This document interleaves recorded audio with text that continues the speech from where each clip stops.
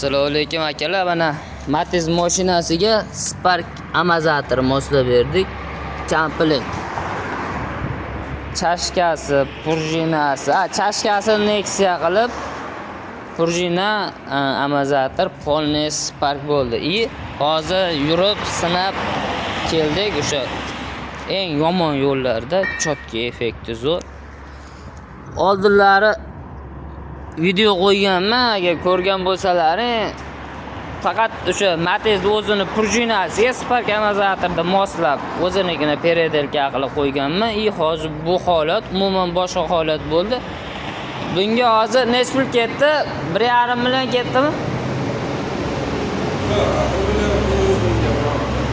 Obshi 1,5 millionga oldini o'zi o'sha ikkita amortizator, Spark amortizator yangi bo'ldi.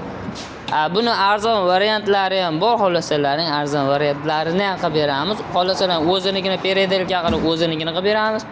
Xohlasalaring o'sha rabochiy amortizator terib, prujinalar bilan terib beramiz. Xohlagan uslublarini qilib beramiz. Prosta agar yangi qilsalaring shu 1,5 million atrofida ketar ekan.